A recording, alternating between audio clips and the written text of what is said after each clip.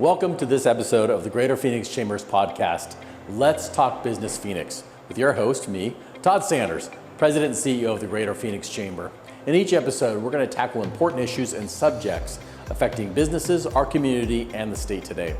Through relevant, timely topics, this podcast serves as the business community's voice with a mission of championing business growth, identifying problems that restrict economic development, and convening community leaders to move Phoenix forward. Let's Talk Business Phoenix was produced in partnership with Ideas Collide, an agency offering a full suite of custom marketing solutions for your brand's unique challenges. Make a connection at ideascollide.com.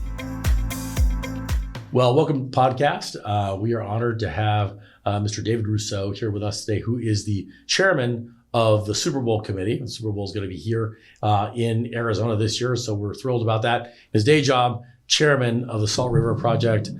David, welcome. Thanks, Todd. Good to be here. Thanks for being here. For those few people out there who may not know you, tell us a little bit about yourself. So I don't know that it's all that unique, but my family's been here for several generations and migrated in the late 1800s to Phoenix, and so largely agricultural involvement over those generations. And then I had an opportunity kind of the second half of my career to go from being a vegetable farmer to playing a role in SRP's governance. And so I'm president of their board, as you pointed out. And that's been a gratifying mission to be part of. And we belong to our customers, and I think have been able to manage an enterprise the right way. So multi-generational here in Arizona, which is pretty unusual. Are you the first person in the family to be involved with SRP? No, my great-grandfather actually was one of the petitioners when the Reclamation Act was first formed by Teddy Roosevelt in 1902 to petition to get a reclamation project awarded, which ultimately came to life in the form of Roosevelt Dam and our canal system. And so our family's been involved. Again, you couldn't be a participant in the ag industry here and not also take an interest in what was happening with Salt River Project. The two are interrelated. And so it's been an interesting career. My dad had been on the board at SRP when I was growing up in high school. And so back in the 70s and 80s. And so it's been a fun kind of family pursuit to participate in. Absolutely. It's amazing to think your family has had such an impact on our state for so long. And I guess it makes sense that you would be involved with bringing the Super Bowl to Arizona. Well, I think SRP views itself, along with APS and Tucson Electric, as economic development engines for our economy and the community. And ultimately, I think we're all in agreement that we want better jobs, better education system, and everything that goes with that or follows. And so part of that is to serve up this opportunity that the Super Bowl represents to really highlight what's great about our community, our economy, and our region while the whole world's watching. Absolutely. And they will be watching very soon. Speaking about you, I hear that you have this idea of a perfect day, and there's three parts to that. Can you tell us about what that perfect day looks like? For me, it's about sort of not taking our health for granted and being active. And so for me, we refer to these 5-star days where you have 5 different activities throughout the day, and it usually involves burning calories and burning or generating an appetite, corresponding appetite to backfill those calories. And so I think that's probably as close to a perfect day as possible if you could have several forms of exercise and activity, and sometimes not always congruent with work, obviously. Right. Absolutely. That certainly is good, and a lot of opportunities for that. So in terms of chairmanship, am I right in that this isn't your first rodeo in terms of being chair? Yeah, I think I'm either really bad at handing off the responsibility. I had the good fortune of getting to do this the last time the Super Bowl came to town for the 2015 game. And really probably one of the things I would point to is the most successful thing I did with that game was hiring Jay Perry to run it, and I'd gotten asked to do the role by our owner Michael Bidwell, and whose family is responsible for the opportunity to begin with. But when I hired Jay, she did such a fantastic job of executing last time, staying in my role, which is diminutive compared to what she's done in terms of leadership and running a professional staff, is get her retention and her willingness to do it again has really kind of served as an easy one that I'm selfishly maybe not excited about handing off. Eventually that's going to have to happen. I won't be involved in a third game. And yet I think a lot of the successful delivery on the first promise is that you're back in contention to get the game again. Right. And I think that's been a nice compliment to the Valley, and everything that goes into staging a game or hosting a game is the fact that we're on a regular cadence that would appear with the NFL. So, and I agree, Jay is a force of nature. So great pick there. Tell us a little bit about the committee and the work that the committee does. Well, so we have a kind of a backbone of individuals. Andy McCain, as an example, Dan Lewis, who have been, and I'll just rattle off a couple, Brad Anderson and Earl Petznick, and then Rusty Kennedy, who in honor of, yes. He's accomplished a lot on his own, but obviously is the son of Mike Kennedy, who was my predecessor, and has a big shadow that he continues to cast here in the Valley, and specifically in a sports realm. So that committee has been sort of critical in supporting Jay's efforts as we go out into the community. We've had great success and support from the tourism industry here, the hotel and restaurant business. We've got great municipal support from our mayors and city governments, and supporting throughout the region, from Glendale to Scottsdale and everybody in between. And then what I always continue to be encouraged by is the reception that we enjoy with our corporate partners, and the fact that they look at this as, if we're going to have a headquarter and have it be a world-class city that houses our headquarters, there's a responsibility that goes with that. And so there's examples, whether it's PetSmart, Freeport-McMoRan, APS, SRP, it's been terrific. Well, and that's such an important part and critical part of making sure the game stays here. Speaking of that, what makes us so attractive? I mean, obviously weather, but what else? Well, on the weather front, I remember having an interview with somebody from the New England media that was here in 2015, and it was sprinkling that day off and on, and it was in the low 60s, and I was apologizing, and their family was in Nantucket and hadn't had power for 5 days, and were worried that they might have frozen to death. And so yes, weather. I think weather might be the first 2 or 3 answers in to that question. But on top of that, I think one aspect, we would not be successful if not for literally thousands of volunteers. And I remember when we were going to the New York game and working with our counterparts there, they were trying to get across an effort with their volunteers to reverse the negative stereotype that New Yorkers have, which is you might get stepped over, or if, for heaven's sakes, don't be caught in a crosswalk, right, when the light changes. And, we don't have to train our volunteers that way. Our volunteers are already sort of have and enjoy thankfully, a Southwestern hospitality that I think permeates that community, and inherent in the fact that they're willing to invest their time and energy and putting the best foot forward for our state. We're very fortunate on that front, and I think it has a lot to do with our success. It's amazing to see how when there's a need, people raise their hands. And they get involved. And that's, I think, a huge part of our success. Absolutely. So I understand there's 4 pillars of focus for the committee. Can you talk about those? Yeah, I think it's education, health and wellness, DEI and DE&I and sustainability. And I think those are really a microcosm of the forces in our community. And I think in every business setting and every community context, those are all relevant. So not surprisingly, we've incorporated those into our legacy grants program as the focus. And so we're going to award in excess of $2 million in partnership with the NFL to our nonprofit community. And we're using those as the goalposts, if you will, for where that emphasis and investment should be made.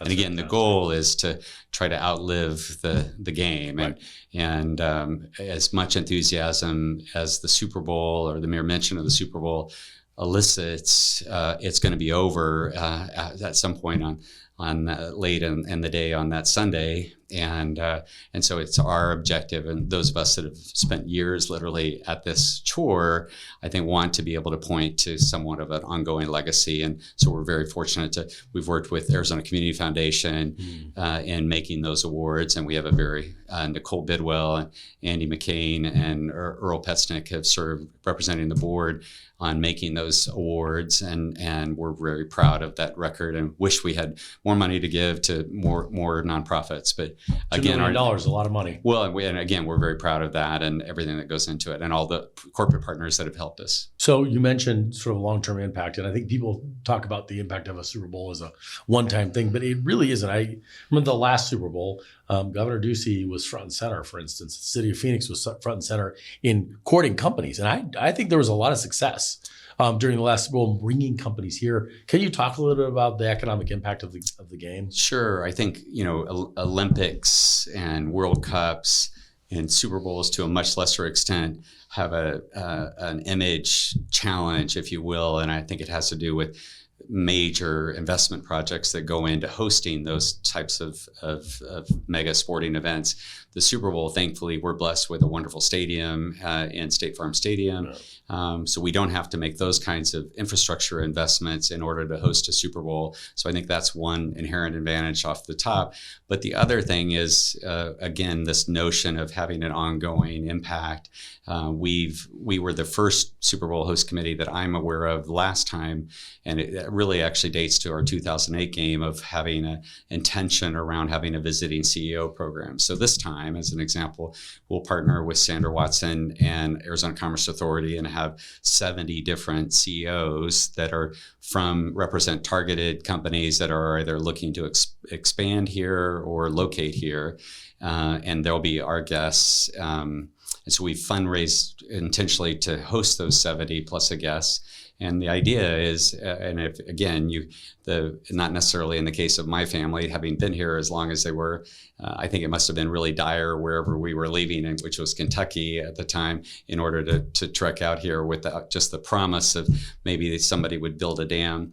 But in terms of this economy right now, I think there's a huge desire to tell that best story about why people are here, and so if we can do that with the CEO audience, I think what you see, if history repeats itself, is a number of those people will come back on family vacations, or they may have a corporate retreat here, right, or may decide to open a satellite office or buy a second home here. And ultimately, that's been the formula that's seeded most of our immigrant population that has migrated here from other parts.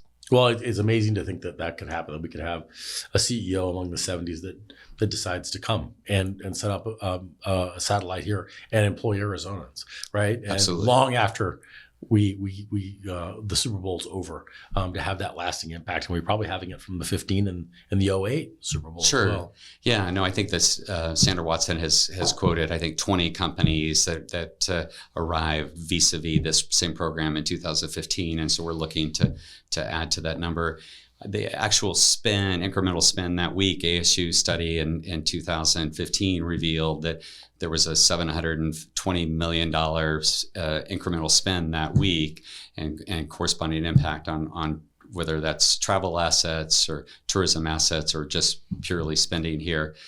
So that's $720 million, and not to apologize for that, but the kind of ongoing impact that we're looking to have is through, while we've got the world's attention, is to try to promote these kinds of programs that we have in partnership with Arizona Commerce Authority. And hopefully we won't have fog on the day of the game, right? Yeah, exactly.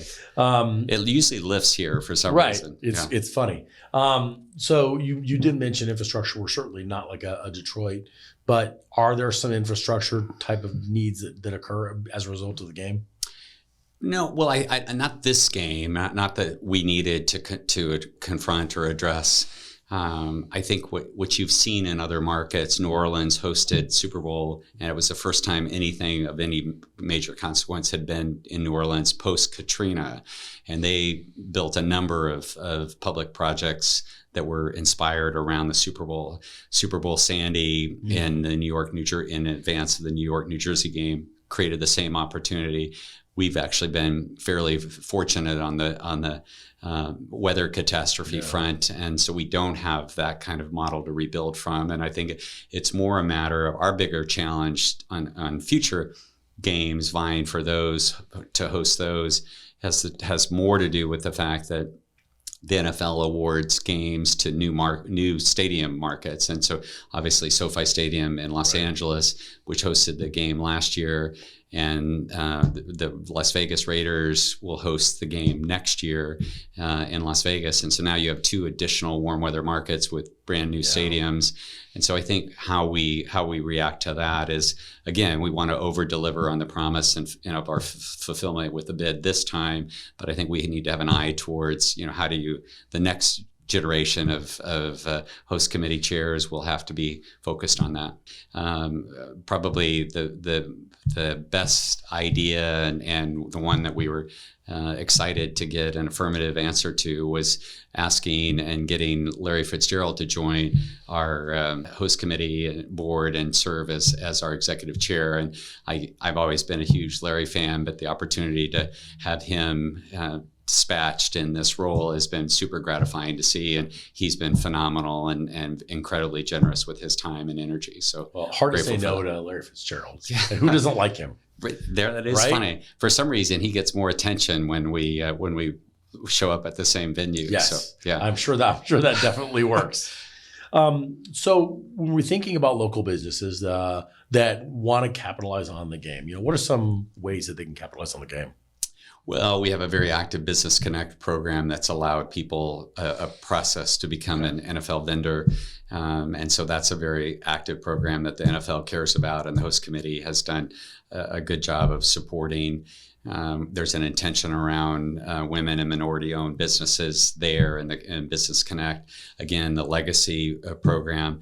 I think the biggest opportunity everybody has is to get involved. And when we have out-of-town visitors, previously in previous cycles, the one thing they marvel at is our region and the fact that Phoenix is kind of the center of the universe as it relates to the festival building up to it. We'll have a free concert series with 40 some odd bands over several days leading up to the Super Bowl. And then we'll have the first ever watch party there at Hans Park.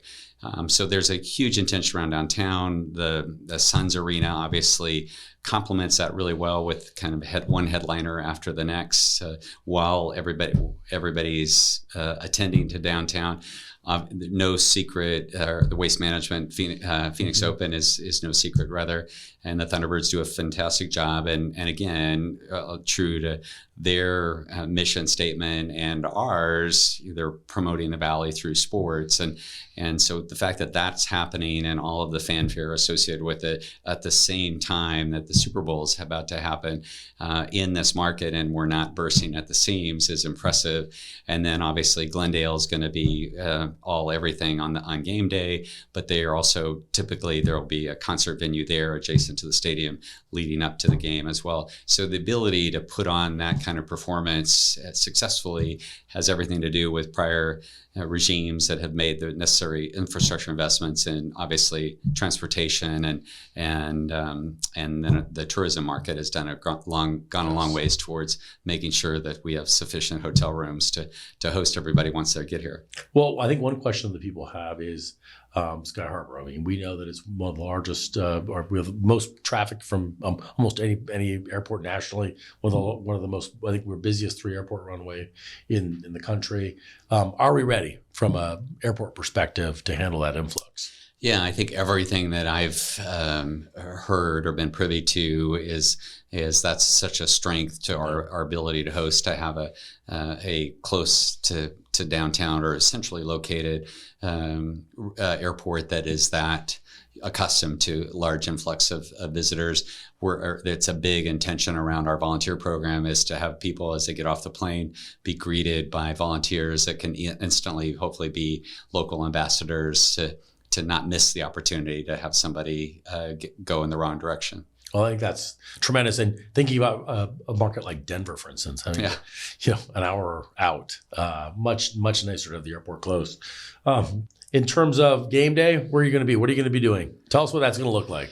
The people that have made this possible and to host for the Valley to host this game, we're excited about basically kind of having a Thanksgiving-like celebration with them and celebrating the accomplishment and really the realization of a long-term. It's something that a lot of other economies and states would be very interested in, and we're lucky on one hand. This same opportunity in 2015 happened when just as Governor Ducey was coming in, and he did a great job. And during his administration, I think in 2018, this game was up for contention. And so Michael Bidwell and I were sort of bookends on either end of Governor Ducey, who served as the best salesman to promote why the NFL should come back here. And we're excited and have been working with Governor Hobbs on turning the page and making sure that she and her state get the appropriate attention and positive reaction from all over the world of the visitors that are coming in. Well, I think we're set up for success. Has there been a Vegas chairman identified yet? And if so, are you going to give him or her some pointers? Well, I'm sure there probably has been. Jay would be able to answer that question more definitively, given her 24/7 involvement in this for the last 18 months after she agreed to do it.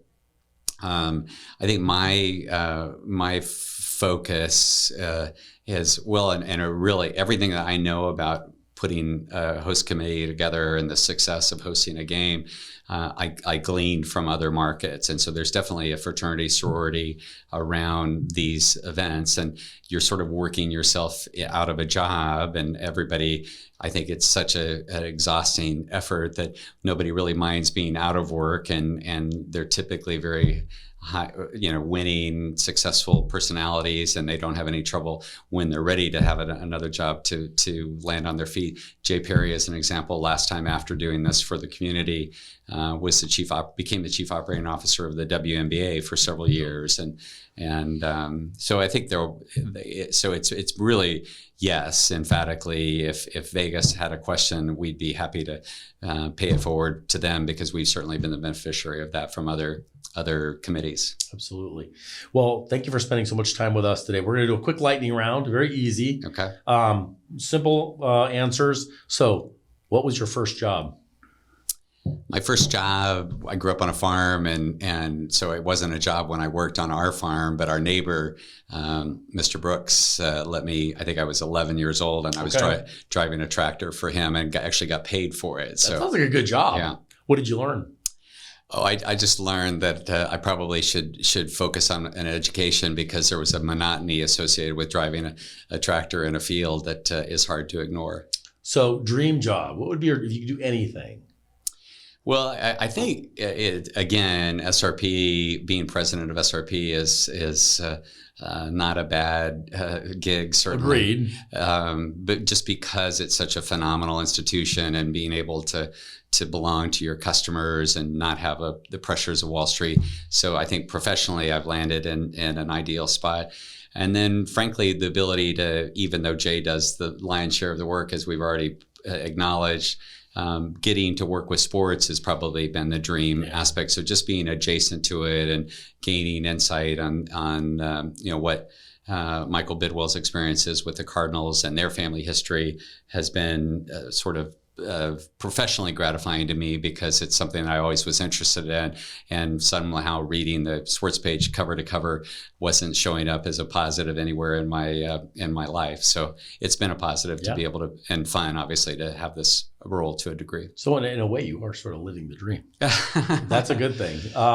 Thank you for joining us. Thank you for your leadership, not only with this very special event in Phoenix, but also your lifetime of community service to our state. So we appreciate you being here, and we'll love to have you back. Thanks, Todd. Appreciate it. Look forward to it. Thank you.